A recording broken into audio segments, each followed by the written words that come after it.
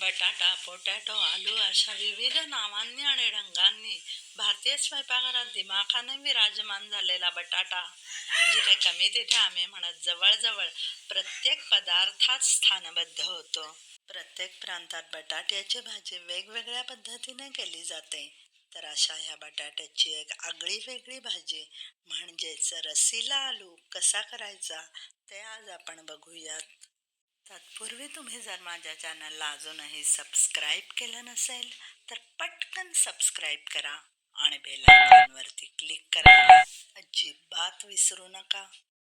नमस्कार, मी Shruti. Cook with ग्रॅनीमध्ये आपणा सर्वांचं मनापासून स्वागत. रस्सीला आलू करण्यासाठी लागणारे साहित्य असे: छोटे बटाटे पाव किलो, पाऊण कप दही, एक कांदा, एक पिंच हळद, अर्धा पिंच हिंग, 2.5 टेबलस्पून रिफाईंड तेल, अर्धा टीस्पून जिरं, मीठ स्वादानुसार, लसूण क्रश, बेसन पीठ, गरम मसाला, कसुरी मेथी 1 टेबलस्पून प्रत्येकी, आलं पेस्ट, धणे पूड, जिरे पूड, तांबडं तिखट, काळी मिरी पूड अर्धा टेबलस्पून प्रत्येकी. रस्सीला आलू करण्यासाठी आपण इथे दम आलूसाठी लागतात तसे छोटे छोटे आणि अख्खे बटाटे वापरणार आहोत. सर्वप्रथम आपण हे बटाटे धुवून घेऊयात. चांगलं चोळून चोळून धुवायचं, कारण बटाटा हा कंदमूळ असल्याने बरीच माती बटाट्याला चिकटलेली असते.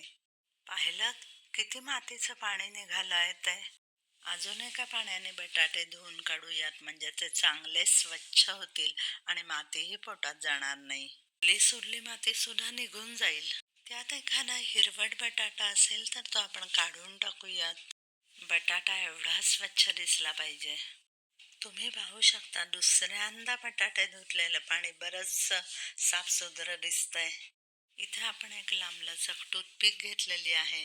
त्याने आता आपण काय करूयात, सगळ्या बटाट्यांना 2-4 साईडने टोचे मारून घेऊयात. त्याचे 2 फायदे होतात की बटाटा छिद्र पडल्यामुळे आतून पाणी जातं आणि कच्चा राहत नाही, आणि तसंच रस्सा जो असतो तो किंवा बटाट्याच्या भाजीत घातलेले जे मसाले असतात ते आतपर्यंत बटाट्याच्या जाऊन मुरतात. लक्षात ठेवा की इथं जर आपण आधी बटाटे उकडवले आणि नंतर टोचे मारले तर बटाटे फुटण्याची जास्त शक्यता असते, कारण ते ठिसूळ झालेले असतात आणि आपल्याला रस्सीला आलू करताना अख्खे बटाटे वापरायचे आहेत. अशा प्रकारे आपल्या सगळ्या बटाट्यांना टोचे मारून झालेले आहेत. ते आता आपण कुकरच्या भांड्यामध्ये शिफ्ट करून घेऊयात. आता हे बटाटे उकडवण्यासाठी आपण त्यामध्ये बटाटे बुडेल एवढं पाणी घालूयात. 1 पिंच मीठ घालूयात, म्हणजे बटाटे फुटणार नाहीत. आणि कुकरच्या 3 शिट्ट्या घेऊन हे बटाटे आपण उकडवून घेऊयात. गॅसवर आपण पॅन तापत ठेवला आणि पॅनमध्ये घालूयात 2 टेबलस्पून रिफाईंड तेल. पॅन तापलेला असला की तेलही लगेच गरम होतं. तापलेल्या तेलामध्ये घालूयात अर्धा टीस्पून जिरं. थोडं स्पॅच्युलाने हलवून घ्यायचं, म्हणजे जिरं छान तळलं जातं. जिरं छान तडतडलं की त्याच्यामध्ये घालायचा 1 टेबलस्पून क्रश केलेला लसूण. लसूण थोडा परतून घेऊयात. लसणामधला अर्क छान कांद्यामध्ये उतरू द्यायचा. लसूण छान परतला गेला की घालायचा एक बारीक चिरलेला कांदा.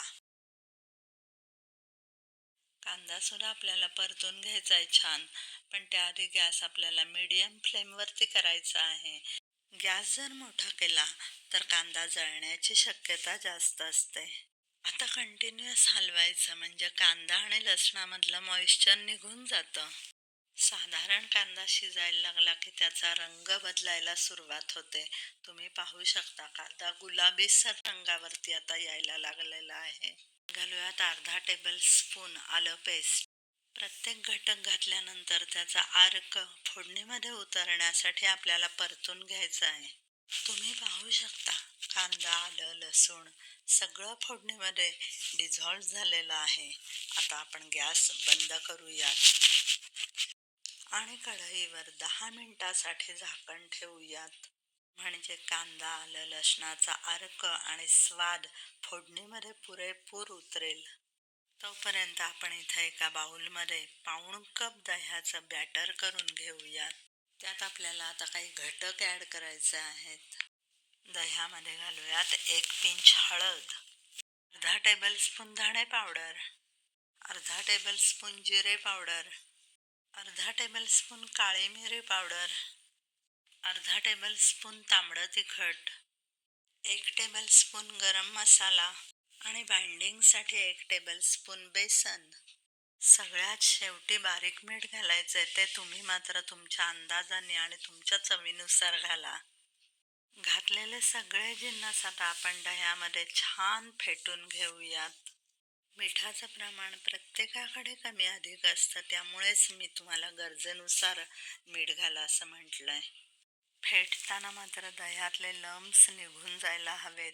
सगळे जे जिन्नस आहेत ना, तर ते सगळे त्याच्यामध्ये एकजीव व्हायला हवेत. जसं फेटलेलं दही दिसतं ना, तसंच आपलं हे बॅटरही फेटलेलं दिसायला हवं. आता ज्या कपामध्ये आपण दही घेतलं त्या कपातच अगदी 2 ते 3 टेबलस्पून पाणी घ्यायचं आणि तो कप धुवायचा आणि ते पाणी बॅटरमध्ये घालायचं. घातलेलं पाणी पुन्हा एकदा बॅटरमध्ये मिक्स करून घेऊयात आणि बॅटर सरसरीत करून घेऊयात. तुम्ही बॅटरची कन्सिस्टन्सी पाहू शकता. अगदी छान बॅटर तयार झालेलं आहे. तयार झालेलं आहे बॅटर 5 मिनिटं रेस्ट करण्यासाठी ठेवूयात, म्हणजे सगळ्या मसाल्यांचा अर्क दह्यामध्ये उतरेल. इकडे मात्र कुकरची वाफ मुरून बटाटे छान उकडवले गेलेले आहेत. आता पटापट आपण त्याची सालं काढून घेऊयात. भोजन असो की नाश्ता, पोटभरीचा पर्याय म्हणून बटाट्याकडे पाहिलं जातं. छोट्या मुलांना रोज एक उकडवलेला बटाटा दिला तरी त्यांची 2 तासाची भूक सहज शमवली जाते. अशा प्रकारे तुम्ही पाहू शकता आपली सगळ्या बटाट्यांची सालं काढून झालेली आहेत. 10 मिनिटं झालेली आहेत. गॅस ऑन करूयात आणि दह्याचं केलेलं बॅटर आता आपण कांदा, लसूण आणि आलं या फोडणीमध्ये घालूयात. गॅस मोठा करूयात आणि रटारटा शिजवूयात. कंटिन्युअस हलवत राहायचं, म्हणजे दही फाटत नाही. छान येल्लो ग्रेव्ही तयार व्हायला हवी. रटारटा शिजल्यावर त्यात 1 कप गरम पाणी घालूयात आणि कढईवर झाकण ठेवून छान वाफ येऊ देऊयात. ग्रेव्हीला वाफ येईपर्यंत गॅसच्या दुसऱ्या शेगडीवर एक कढई आपण तापत ठेवूयात. त्यात अंदाजे 1 टेबलस्पून रिफाईंड तेल घालूयात आणि ते सगळं कढईला पसरवून घेऊयात. तापलेल्या तेलामध्ये घालूयात फक्त अर्धा पिंच हिंग आणि सगळेच्या सगळे उकडवलेले बटाटे त्याच्यामध्ये घालून जस्ट शॅलो फ्राय करून घेऊयात. कढईवर 2 मिनिटं झाकण ठेवून बटाट्याला छान वाफ काढूयात. इकडे आपल्या ग्रेव्हीला छान वाफ आलेली आहे. आपण त्यात अंदाजे 1 टेबलस्पून कसुरी मेथी घालूयात आणि छान ढवळून घेऊयात. शॅलो फ्राय केलेले सगळे बटाटे आता आपल्याला त्या उकळत्या ग्रेव्हीमध्ये सोडायचे आहेत. बटाटे आपण टोचे मारूनच उकडवलेले होते, त्यामुळे आता ग्रेव्हीमध्ये ते चांगले ॲब्झॉर्ब होतील. आता सगळ्यात शेवटी 1 टेबलस्पून बटर घालूयात आणि झाकण ठेवून गॅस बंद करायचा. आपला सरसरीत आणि रसरशीत रसीला आलू तयार आहे. नुसता दिसायलाच नाही तर चवीलाही रेस्टॉरंट सारखा असणारा हा रसीला आलू घरी नक्की ट्राय करा आणि चॅनलला सबस्क्राईब करा. थँक्यू.